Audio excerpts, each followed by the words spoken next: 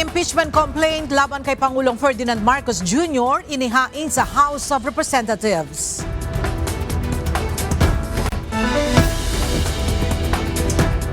Investigasyon kaugnay sa maanumalyang flood control projects muling ipagpapatuloy ngayong araw ng Senate Blue Ribbon Committee. Ilang personalidad kumpirmadong dadalo sa pagdinig. Kampo ng business tycoon na si Atong Ang naghahain ng motion para ipawalang bisa ang arrest warrant laban sa kanya.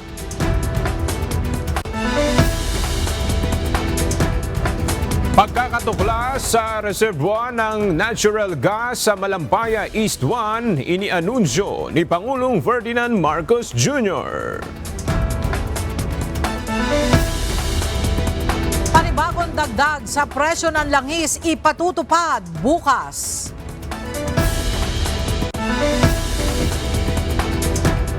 At dalawang high-speed train sa southern Spain nagbanggaan. 21 individual patay sa aksidente.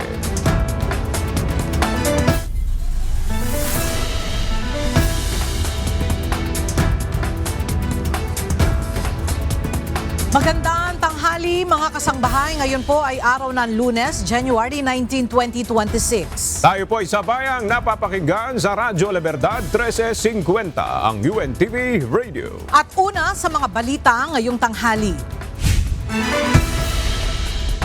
Inihain na ngayong umaga sa House of Representatives ang kauna-unahang impeachment complaint laban kay Pangulong Ferdinand Marcos Jr.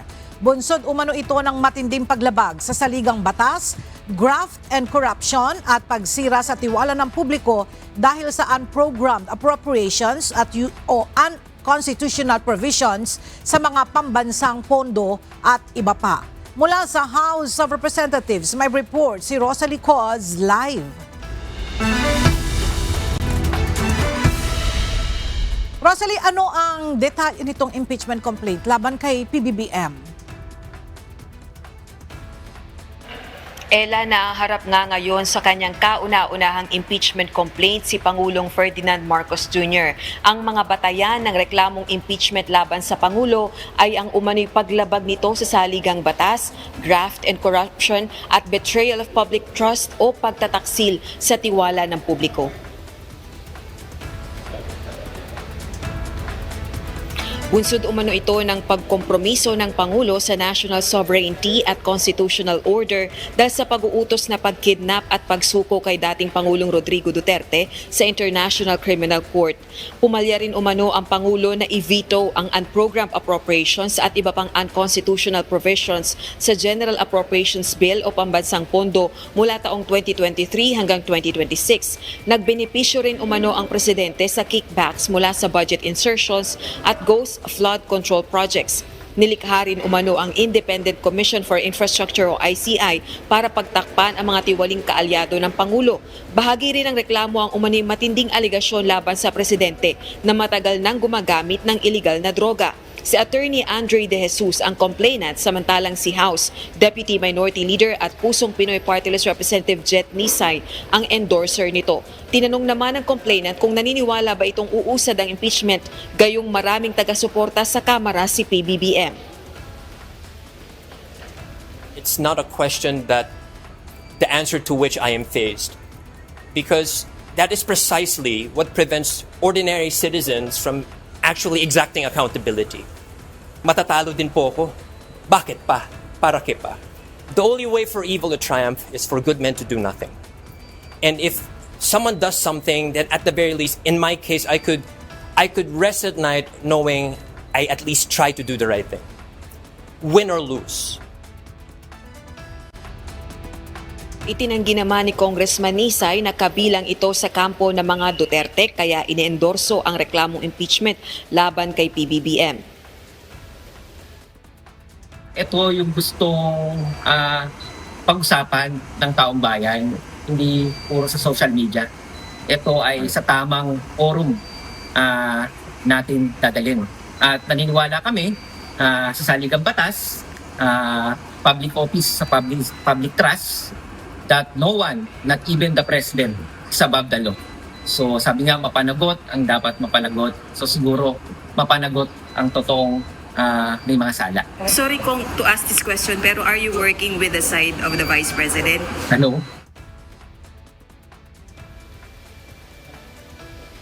Ella, kinumpirma naman ni House Secretary General Cheloy Garafil na natanggap ng kanyang opisina ang reklamong impeachment laban kay PBBM dakong alas 8:45 ng umaga kanina. At ire-refer naman or itatransmit ito sa tanggapan ni Speaker Faustino Boji D. III alinsunod sa nakasaad sa konstitusyon at sa panuntunan ng Kamara. Balik sa iyo, Ella. Alright, maraming salamat, Rosalie Coz. Muling magsasagawa ngayong araw ng pagdinig ang Senate Blue Ribbon Committee kaugnay ng maanumalyang flood control projects ng pamahalaan. Ilang personalidad ang kinumpirma ng komite na dadalo sa hearing. Mula sa Senado, alamin natin ang update mula kay Asher Cadapan Jr. live. Asher, sino-sino yung mga personalidad na inaasahang dadalo sa pagdinig mamaya? Aga nangunguna si Batangas 1st District Representative Leandro Legarda Leviste sa tala ng mga witness at resource persons para sa isasagawang ikawalong public hearing ng Senate Blue Ribbon Committee para sa motu proprio inquiry in aid of legislation sa katawilaan or katiwalian sa flood control projects ng pamahalaan. Nauna nang kinumpirma ni Senador Panfilo Lacson, chairperson ng Blue Ribbon, na inaasahang magbibigyang liwanag ang mga detalye sa tinaguriang Cabral Files sa pagdinig ng Blue Ribbon. Ito ang mga dokumento na naglalaman ng listahan ng mga proyektong pang-infrastruktura na nakapaloob sa 2025 National Expenditure Program o NEP na siyang panukalang budget ng sanghay ng ehekutibo. Bukod kay Congressman Leviste, nakasulat din sa agenda ng Blue Ribbon hearing ngayong araw ang tatlong cabinet members. Pangunahin na si Department of Public Works and Highways o DPWH Secretary Vince Dizon. Gayon din sina Department of Justice o DOJ Officer in Charge Secretary Frederick Villa at Department of Budget and Management o DBM Officer in Charge Secretary Rolando Toledo. Inaasahan din sina Commission on Audit o COA Commissioner Mario Lipana, DOJ Prosecutor General Richard Anthony Fadulion at dating Department of Education Secretary Trijiv Olaivar. Habang nasa witness at resource persons list din si Carlene Yap Villa, dating aide ni former Senator at ngayon Makati City Mayor Nancy Binay, na isinangkot rin sa eskandalo ni dating DPWH Yusek Roberto Bernardo.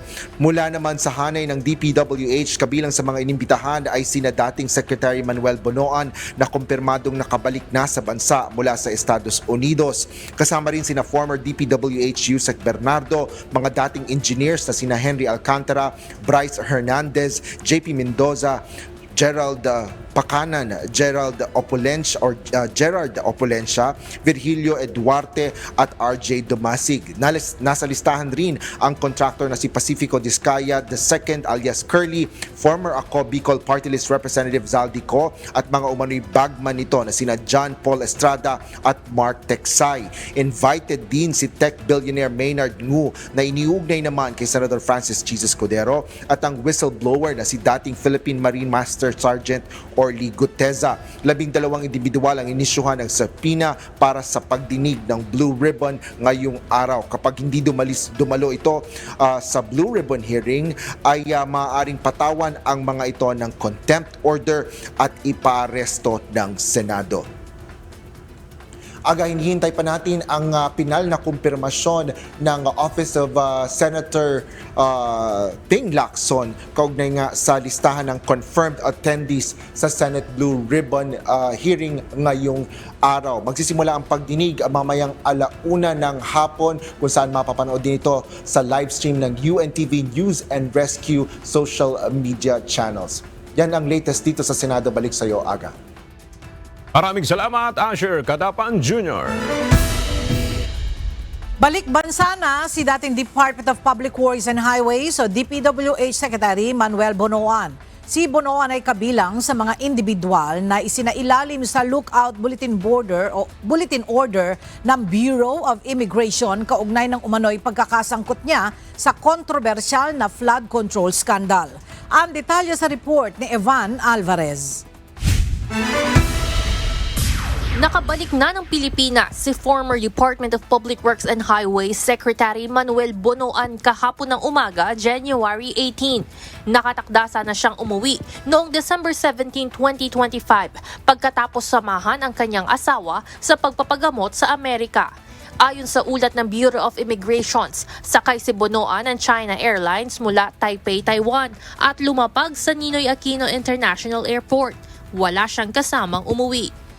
Samantala, nahaharap ngayon si Bonoan sa mga panibagong aligasyon na may kinalaman sa mga irregularidad sa flood control projects ng ahensyang dati niyang pinamumunuan. Nitong nakaraang linggo, isiniwalat ni Senator Panfilo Ping Lacson na sinadya umano ni Bonoan na manipulahin ang mga grade coordinate ng ilang ghost flood control projects na nakatala sa Sumbong sa Pangulo website. I received reliable information that former DPWH Secretary Manuel Bonoan deliberately submitted to Malacanang incorrect grid coordinates of thousands of flood control projects all over the country which form part of the Sumbong sa Pangulo website. Si Ombudsman Remulla, sinigundahan rin ito at sinabing ilan sa mga may maling lokasyon ay ang mga proyekto sa unang distrito ng Bulacan. Kaugnay ng mga ito, inisyuhan na rin si Bonoan ng subpoena ng Senado upang dumalo sa Senate Blue Ribbon Committee hearing ngayong araw. Ito'y upang ipagpatuloy ang investigasyon sa mga maaanomalyang proyektong pang-infrastruktura ng bansa. Ayon naman kay BI Commissioner Joel Viado na ipagbigay alam na sa Department of Justice ang pag-uwi ni Bonoan, gayong isa ito sa mga personalidad na kabilang sa Immigration Lookout Bulletin Order ng Bureau of Immigrations. Evan Alvarez, UNTV News and Rescue. Diyos ang aming sandigan, serbisyo publiko ang aming pinahahalagahan. Nairaffle na ng Sandigang Bayan ng mga kaso na isinampa laban kay dating Senator Bong Revilla Jr. Ito'y kaugnay ng umano'y Ghost Flood Control Project sa Pandi, Bulacan. Ang detalye sa report ni Evan Alvarez live. Evan, aling dibisyon ng Anti-Graft Court ang hahawak ng kaso ni dating Senator Bong Revilla Jr.? Aga hahawak ng kaso graft itong Sandigan Bayan 4th Division habang ang hahawak naman para sa kaso malversation ay ang Sandigan Bayan 3rd Division. Alas 11 ngayong umaga nang i-raffle ng Sandigan Bayan ang dalawang kaso na kinasasangkutan ni dating Senador Ramon Bong Revilla Jr. at 6 na DPWH officials mula sa Bulacan 1st District Engineering Office, kabilang sina Bryce Hernandez at JP Mendoza. Para sa kaso graft o violation of Section 3E ng Republic Act No. 3019, Sandigan Bayan 4th Division ang hahawak nito na pangungunahan ni Associate Justice Michael Frederick L. Musni. Para naman sa kasong malversation through falsification of public documents, Sandigan Bayan 3rd Division ang hahawak sa kaso sa pangunguna naman ni Associate Justice Carl Miranda. Isinampa ang mga kasong ito ng Office of the Ombudsman ito lamang Biyernes, January 16, matapos makakalap ng mga sapat na ebidensya na mag-uugnay sa mga akusado sa nagkakahalaga na 92.8 million pesos na umano'y ghost flood control project sa Pandi, Bulacan. Samantala, nagpatuloy naman ngayong umaga ang bail hearing ng mga akusadong DPWH officials mula sa Region 4B kaugnay ng substandard flood control project sa Oriental, Mindoro, kung saan humarap na testigo ang head ng Legal Division ng Independent Commission for Infrastructure o ICI. Bukas inaasahan naman na si DPWH Secretary Vince Dizon ang testigo laban sa mga akusado. Aga ngayong alam na natin kung sino ang hahawak ng dalawang kaso ni dating Senator Bong Revilla Jr. at mga kapwa nito akusado. Doon natin hihintayin kailan nila ilalabas ang arrest warrant at full departure order para dito sa mga akusado, gayong sila din ang hahawak sa kanilang mga paglilitis. Yan muna update mula dito sa Sandigan Bayan. Balik sa inyo dyan, Aga. Maraming salamat, Evan Alvarez. Puro palabas lang umano ang Independent Commission for Infrastructure o ICI ayon sa Makabayan Bloc lawmakers. Ito ay matapos sabihin ni Pangulong Ferdinand Marcos Jr. na malapit na matapos ang trabaho ng ICI. Ang detalye sa ulat ni Rosalie Coz.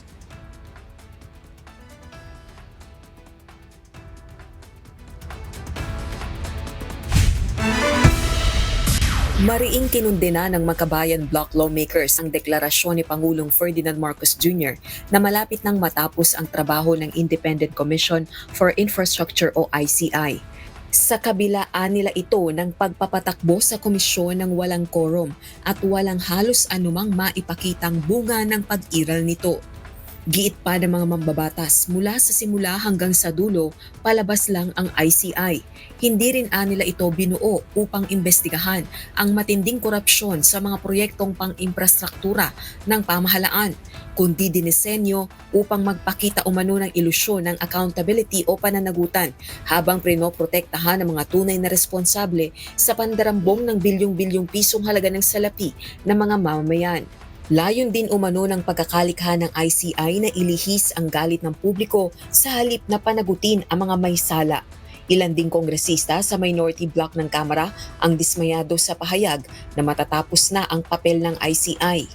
Giit ni House Deputy Minority Leader at Akbayan Party List Representative Percy Sandania, sa halip na bigyan ng dagdag na kapangyarihan para matupad ang mandato, tinaningan pa ng Pangulo ang ICI. Samantala, sinabi naman ni House Deputy Minority Leader at mamayang Liberal Party List Representative Leila De Lima na magmumukhang ginagawang pang-intermission number lang ang ICI kung saan exception is the general rule sa pag-livestream. Rosalie Coz, UNTV News and Rescue. Diyos ang aming sandigan, serbisyo publiko ang aming pinahahalagahan. Kinumpirma ng Department of Justice o DOJ na kabilang sa mga inireklamo ng plunder si dating Department of Public Works and Highways o DPWH Secretary Manuel Bonoan. Ayon kay DOJ spokesperson Polo Martinez, correspondent ni Senator Jinggoy Estrada, si Bonoan sa plunder complaint na isinampa ng National Bureau of Investigation o NBI kaugnay pa rin ng flood control scandal. May naitalaga ng panel of prosecutors na hahawak sa reklamo at hinihintay na lamang ang pagsisimula ng preliminary investigations para dito. Inaabangan na ngayong araw ang ilalabas na resulta ng forensic investigation mula sa nasunog na opisina ng Department of Public Works and Highways o DPWH Cordillera Region na sumiklab bandang hapon ng Miyerkules, January 14. Ang detalya hatid ni Grace Doctolero live. Grace, ano ang pinakabagong update sa investigasyon ng sunog sa DPWH Cordillera? Yes, Ella, magandang tanghali. Inaasahan nga ng lokal na pamahalaan na maglabas na ng mahalagang resulta ngayong araw kaugnay sa forensic investigation sa sunog sa DPWH Cordillera Office sa Baguio City. Pinangunahan na ng Central Office ng Bureau of Fire Protection ang investigasyon matapos makuha at maproseso ang mga kailangang ebidensya sa fire scene. Habang inaabangan ang resulta ng forensic na nanatiling sarado at bantay sarado ang mismong pinanggalingan ng sunog sa DPWH Cordillera Office. Mahigpit na ipinatutupad ang pagbabawal sa pagpasok sa lugar habang tinitiyak ng mga otoridad na hindi mahahaluan o makontaminate ang fire scene sa gitna ng patuloy na investigasyon. Ipinag-utos ng lokal na pamahalaan na huwag munang buksan ang fire scene habang hindi pa lubos na tapos ang forensic process upang maiwasan ang anumang posibleng kontaminasyon. I-hold na lang muna, huwag munang i-release yung fire scene kasi maya-maya baka, alam niyo na, sa forensics, baka biglang merong kailangang balikan, ayaw naman natin makontaminate yung fire scene. Lininaw naman ng alkalde na isinarado lamang ang mismong pinanggalingan ng sunog at hindi apektado ang araw-araw na operasyon ng DPWH car. Date lang naman natin yung mismong site of ng fire incident. Pero yung daily works nila, hindi naman naapektuhan yun. Kailangan pa rin nilang i-perform yung kanilang araw-araw na trabaho. Sa ngayon, mananatiling bantay sarado ang DPWH car office. Walang pinapayagang pumasok maliban sa mga autorisado habang hindi patapos ang investigasyon ng BFP. Pagdating naman sa mga nasirang dokumento, ang DPWH ang maglalabas ng detalye ukol sa sensitibilidad ng mga ito. Ayon sa paunang tansya ng BFP, tinatayang nasa 3 hanggang 4 na reams ng dokumento ang nasunog. Ella, mananatiling bantay sarado ang DPWH car office habang inaabangan ang pinal na resulta ng forensic investigation ng Bureau of Fire Protection. Yan muna ang balita mula dito sa Baguio City. Balik sa iyo, Ella. Maraming salamat, Grace Doctolero. Nagbabala ang Department of Justice sa abogado ng business tycoon na si Atong Ang kaugnay sa payo nito sa kanyang kliyente na huwag munang sumuko sa mga otoridad. Sa kabila ito ng inilabas na warrant of arrest ng ilang korte para kay Ang kaugnay ng kaso ng nawawalang mga sabungero. Ayon kay DOJ spokesperson Attorney Polo Martinez, unethical o hindi tama ang payo ni Attorney Gabriel Villarreal sa kanyang kliyente at maaari itong ituring na pagsuway sa kautusan ng korte. Nauna nang sinabi ng abogado ni Ang na gagawin muna nila ang lahat ng legal remedy sa kaso bago sumuko ang negosyante. Samantala, ayon sa DOJ, maaari nang ituloy ang paglilitis sa iba pang kapwa akusado sa kaso habang patuloy ang paghahanap kay Atong Ang. Naghain ng mosyon sa korte sa Lipa at Santa Cruz, Laguna ang kampo ng negosyante na si Atong Ang noong nakaraang linggo. Ayon kay Attorney Gabriel Villarreal, abogado ni Ang, layo nilang ipawalang bisa ang warrants of arrest na in-issue laban sa kanyang kliyente.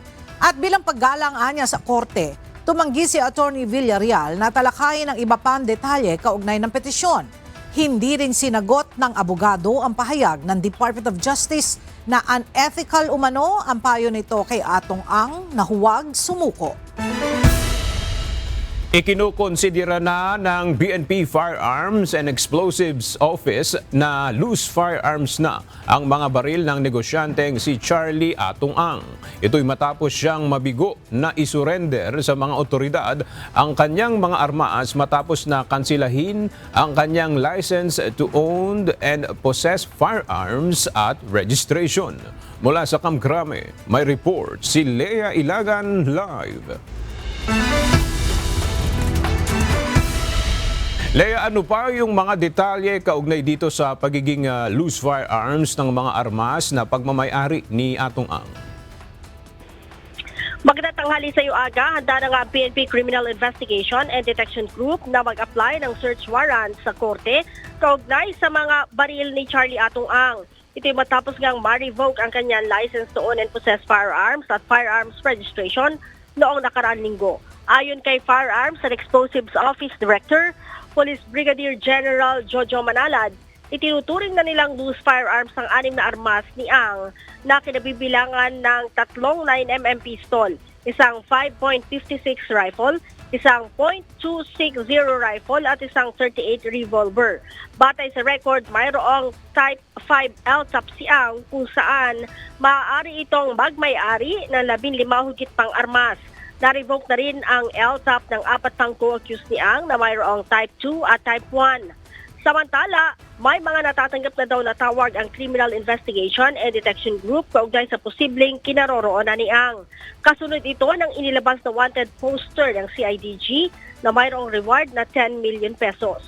Sa ngayon, Aga, ay patuloy pa ang ginagawang validation ng CIDG sa mga natatanggap na impormasyon. Paalala naman ng CIDG, iwasan ang prank call upang hindi masampahan ng kaso. Aga? Maraming salamat, Lea Ilagan. Diniport na ng pamahalaan ang Russian blogger na nag-viral dahil sa panghaharas at pamamahiya ng mga Pilipino. Blacklisted na rin ito sa Bureau of Immigration. Narito ang report ni Dante Amento. Naipa-report na pabalik ng kanyang bansa ang Russian vlogger na si Vitaly Durovitsky nitong weekend. Isinakay ito sa isang flight direkta pabalik ng Russia. Naaresto ang dayuhan noong Abril ng nakaraang taon matapos mag-viral sa social media dahil sa panghaharas ng mga Pilipino, partikular sa Bonifacio, Global City. Nire-record nito ang kanyang sarili habang gumagawa ng prank, nagnakaw ng mga gamit at ng agaw ng tricycle. Namamahiya din ito ng mga Pilipino. Bago i-deport, dumaan muna ito sa inquest proceedings kung saan inamin nito ang kanyang mga illegal na ginawa. Ikinulong si Vitaly sa Bureau of Immigration o BI facility sa Taguig. Hindi rin pinayagan na makapagpiyansa ng immigration. Ayon kay Immigration Commissioner Joel Anthony Viado, kasama na ito sa blacklisted pagkatapos i-deport. Ibig sabihin nito, hindi na siya papayagan na muling makabalik ng Pilipinas. Dagdag pa nito, kaagad nilang papatawan ng parusa ang mga lalabag sa public order tulad ng harassment. Dante Amento, UNTV, News and Rescue. Diyos ang aming sandigan, serbisyo publiko ang aming pinahahalagahan. Inianunsyo ngayon ni Pangulong Ferdinand Marcos Jr. ang pagkakatukla sa reservoir ng natural gas sa Malampaya East 1. Ayon sa Pangulo, naglalaman ang reservoir ng aabot sa 98 billion cubic feet ng natural gas o katumbas ng nasa halos 14 billion kilowatt-hour ng kuryente. Kaya kaya umano nito na makapag-supply ng kuryente sa mahigit 5.1 million na mga bahay, mahigit sa 9,000 mga gusali o 200,000 mga paaralan sa loob ng isang taon. Ayon sa Pangulo, itinuturing itong isang major discovery sa loob ng mahigit ilang dekada na anyay makatutulong para magkaroon ng stable at reliable na energy supply ang bansa. Patunay ito na sa responsableng pangangalaga sa kaligsasan at matibay na pagtutulungan ng gobyerno at pribadong sektor, makakamit natin ang mas maaasahang supply ng enerhiya para sa bawat Pilipino. Pinangunahan ni Pangulong Ferdinand Marcos Jr. kanina ang inaugurasyon ng Antique Airport Development Projects sa San Jose de Buenavista sa Antique. Kabilang sa mga development project ang bagong itinayo na passenger terminal building na mas pinalaki ang kapasidad. Mula 64 passengers, kaya na nitong mag-accommodate ng 360 passengers. Ang paliparan ay mayroon na ring 6 na check-in counters mula sa 2 counters. Bukod rito, mas pinalaki ang control tower at runway ng paliparan. Nagkakahalaga ang proyekto ng 1.57 billion pesos. Bad news para sa mga motorista. Panibagong oil price hike ang ipatutupad ng mga kumpanya ng langis bukas, araw ng Martes, January 20. Base sa anunsyo ng mga oil company, magkakaroon ng 2 pisong dagdag presyo sa kada litro ng diesel, habang tataas naman ng piso ang presyo ng kada litro ng gasolina at dagdag na 1 peso and 50 centavos per liter sa kerosene. Nauna nang ipinaliwanag ng Oil Industry and Management Bureau na pangunahin pa ring dahilan ng pagtaas ng presyo ng langis ang geopolitical tensions sa ilang mga bansa, partikular na ang gulong nangyayari ngayon sa Iran at Venezuela. Epektibo na simula bukas, January 20, ang dagdag singil sa toll fee sa North Luzon Expressway o NLEX. Ayon sa NLEX Corporation, 6 na piso ang madadagdag sa open system ng toll, habang 26 centavos per kilometer naman sa closed system. Ibig sabihin nito, ang mga Class 1 vehicle na babiyahe sa buong NLEX mula Metro Manila hanggang Mabalacat City ay madadagdagan ng 24 pesos. 60 pesos naman sa Class 2 vehicles at 72 pesos sa Class 3 vehicles. Ayon sa TRB, layo ng toll hike na masiguro ang patuloy na operasyon, maintenance at improvement ng NLEX. Ipinag-utos ng Department of Public Works and Highways o DPWH ang agarang pagsasaayos ng Mauca Bridge sa Camarines Sur. Ayon kay DPWH Secretary Vince Dizon, delikado ang tulay sa mga motorista at residenteng dumadaan. Sa kanyang personal na pag-iinspeksyon sa tulay, napamura pa ang kalihim ng umuga ang tulay matapos dumaan ng isang malaking truck na may kargang mga bakal papuntang Bicol. Oh my gosh! Paano kung nagsabay na yung lapitak yan? Isa pa lang yun. Nakatakdang maglabas ng bagong department order ang Department of Public Works and Highways na kung saan ito ang magiging batayan nila bago magsagawa ng road reblocking sa isang kalsada. Narito ang report ni Benedict Samson. Bubusisiin muna bago isailalim sa road reblocking ang isang kalsada. Ito ang magiging laman ng bagong department order ng Department of Public Works and Highways. Ayon kay DPWH Secretary Vince Dizon, sa bagong kautusan, may susundin silang checklist bago isailalim sa road reblocking ang isang kalsada. Na talagang clearly spells out, even visually, kung kailan lang pwede mag-reblock. Kasi alam mo naman, notorious dati sa DPWH yung nagre-reblock ng hindi naman sira eh. Ayon pa sa kalihim, dahil sa ilalabas na bagong rules, hindi na anya mauulit ang mga insidente kung saan ginigiba ang isang kalsada na hindi pa naman sira. Why I asked a question, bakit nyo rini-reblock? Bago. Sabi sa akin, sir, sira yan sa ilalim. Ang sabi ko, paano mo nalaman may x-ray vision ka ba? Yun ang sagot ko sa kanila. Kasi if there is no visual sign sa taas, in all likelihood, walang problema yun sa ilalim. Pero nga, in the past years, kahit na klarong-klaro na bagos, hindi naman sira, rini-reblock. Sa bagong guidelines natin, we required yung certain width ng cracks na ito sobrang lagpas na. And then we also have yung sa settlement, which is ito, ang laki na rin. Samantala, inihayag din ni Secretary Dizon na nakatakda sila magsagawa ng susunod na inspeksyon sa Maharlika Highway. Kabilang sa pupuntahan nila Dizon ang lalawigan ng Albay at Sorsogon sa Bicol Region at probinsya ng Samar at Southern Leyte naman sa Region 8. Nakakatuwa lang, Gov, yung mga netizens natin. Habang umiikot kami, may mga nagme-message na sa amin, sinasabi kay Yusek Lara, naku, mas worse dito sa Samar, pumunta kayo dito, mas worse pa dito. So, mini-message si Yusek Lara kasi nga nakita na umiikot tayo ngayon. So, yun ang next leg namin. And then after that, we will proceed to the Mindanao area, starting in Surigao all the way to southern Mindanao. Benedict Samson, UNTV News and Rescue. Diyos ang aming sandigan, serbisyo publiko ang aming pinahahalagahan.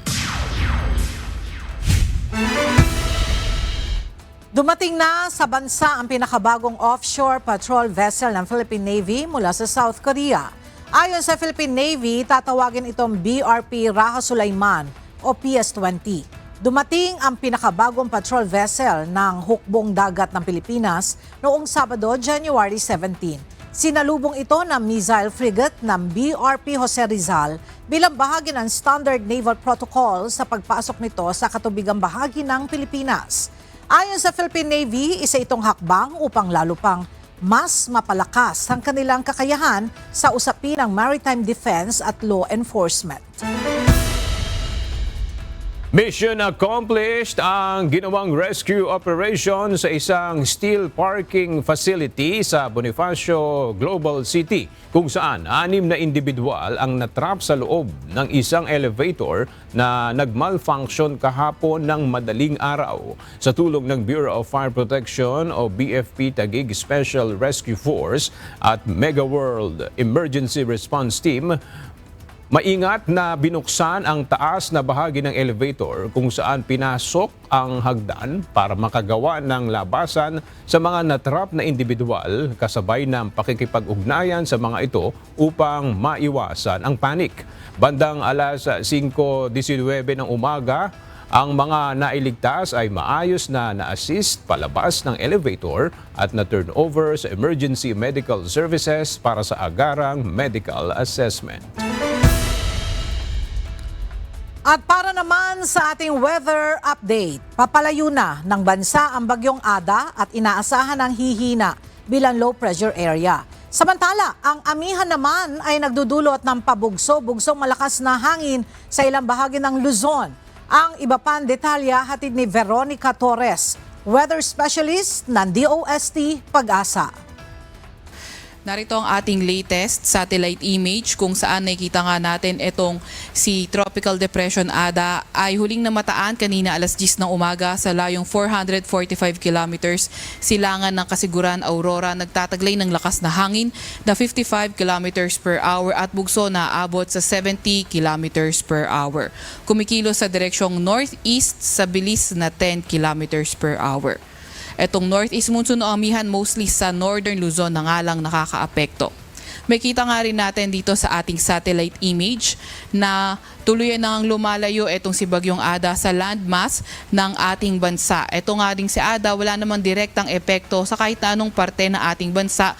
Gayon pa man yung kanyang trough or extension mostly affecting sa silangang bahagi ng Central Luzon, silangang bahagi ng Southern Luzon, at dito sa Northern Samar nakakaapekto. At inaasahan nga natin na posible mag-lessen pa yung areas affected as it moves away from our landmass.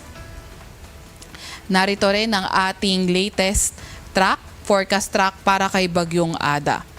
Nakita nga natin at least in the next 24 hours, patuloy pa ring kikilos itong si Ada sa direksyong northeast. At pagdating ng bukas ng gabi until Wednesday, posible na inditong tahakin yung direksyong east to east-southeastward direction. And then pagdating nga ng Wednesday, ay posible na ngang humina at maging isa na lamang low pressure area itong si Ada dahil na rin sa epekto ng Amihan. Nakita nga rin natin na, or hindi din natin tinatanggal yung posibilidad na tuluyang humina si Ada bago pa mag-Wednesday.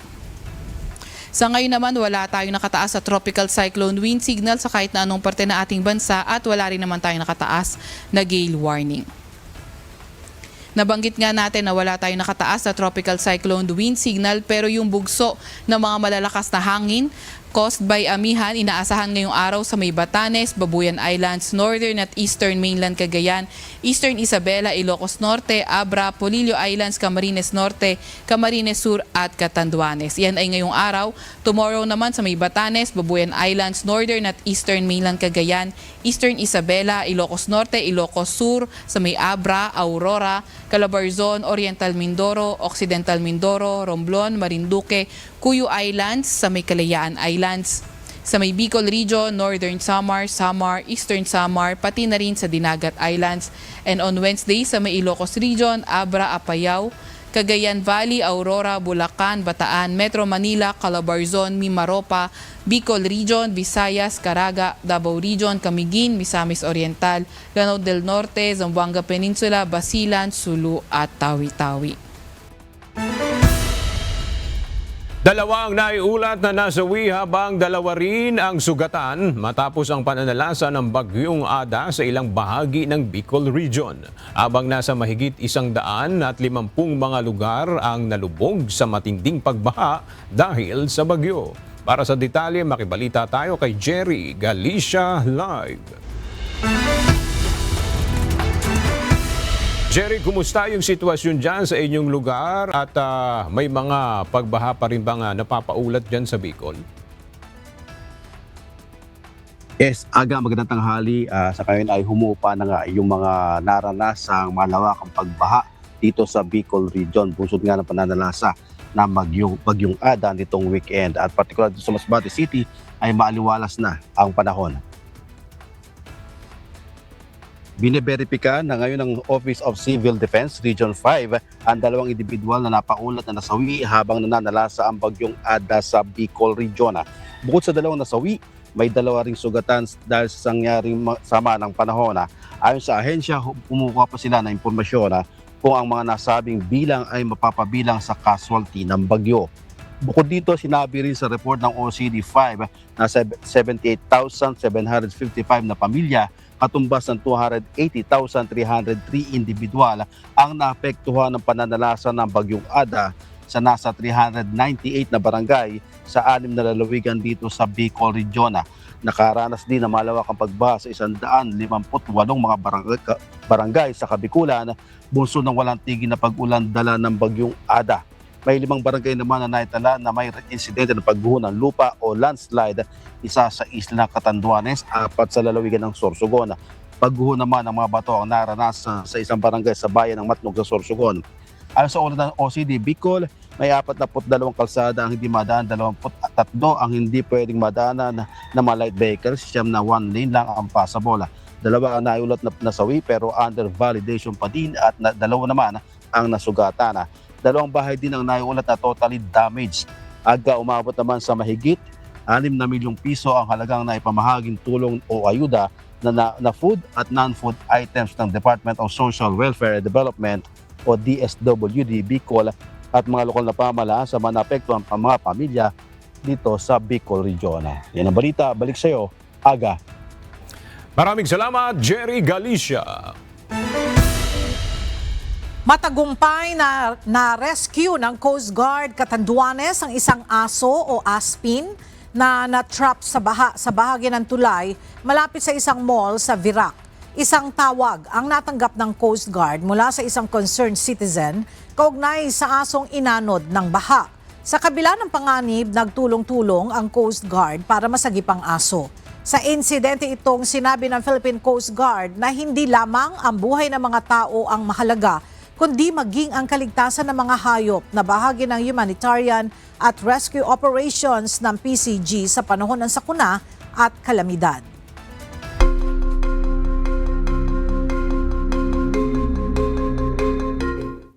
Hindi bababa sa 21 ang nasawi at mahigit 70 ang sugatan matapos magsalpukan ang dalawang high-speed train malapit sa bayan ng Adamus, Cordoba sa southern Spain.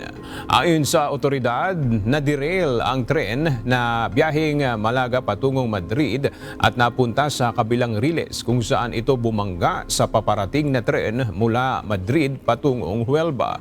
Sinabi ng Transport Minister ng Spain na posibleng tumaas pa ang bilang ng mga nasawi habang patuloy ang rescue operations. Suspindido ang lahat ng biyahe ng tren sa pagitan ng Madrid at Andalusia habang iniimbestigahan ang sanhi ng insidente na tinawag ng mga opisyal na isa sa pinakamalubha sa bansa sa mga nakalipas na taon. Mariing kinondena ni South Korean President Lee Jae-myung ang mahal na presyo ng mga hotel booking sa Busan na halos 10 beses na umano ang itinaas kumpara sa orihinal na presyo nito kasunod ng anunsyo ng BTS World Tour. Ayon sa Pangulo, mapang-abuso ang hakbang na ito at nakasisira sa kaayusan ng merkado ng bansa, lalo na sa turismo. Sa isang post, binigyan diin ni Lee na ang foreign tourism ay susi sa pambansang ekonomiya habang ang lokal na turismo naman ay mahalaga sa pag-unlad ng mga rehiyon, kaya mahalaga ang patas at katanggap-tanggap na pag-uugali sa mga turista. Ayon kay Lee, inatasan na niya ang lahat ng ahensya ng gobyerno na kumilos at tiyaking ang magiging parusa sa mga lalabag ay mas malaki kaysa sa anumang hindi makatarungang kita. Giit ng Pangulo, kailangan tuldukan ang sobra-sobrang singil at hindi maayos na pagtrato sa mga turista dahil ito'y direktang sumisira sa turismo at tiwala ng publiko. Kinumpirma ng mga otoridad sa Indonesia na natagpuan na ang mga wreckage ng isang fisheries surveillance plane na bumagsak sa South Sulawesi. Isang bangkay mula sa 10 sakay nito ang na-recover na rin ng mga otoridad habang patuloy pa ang search and rescue operation. Nawala ng komunikasyon ang turboprop aircraft bandang 1:30 ng hapon noong Sabado habang patungo sa Makassar mula Yogyakarta bago bumagsak sa gilid ng Mount Bulu sa Raung. Ayon sa mga rescuer, kalat-kalat ang mga bahagi ng eroplano kabilang ang fuselage, tail section, makina at mga upuan ng kanila itong makita. Iniimbestigahan pa ng National Transportation Safety Committee ang sanhi ng insidente. Nagiging pahirapan naman ang search and rescue operation ng mga otoridad dahil sa matarik na lugar at makapal na hamog sa bundok.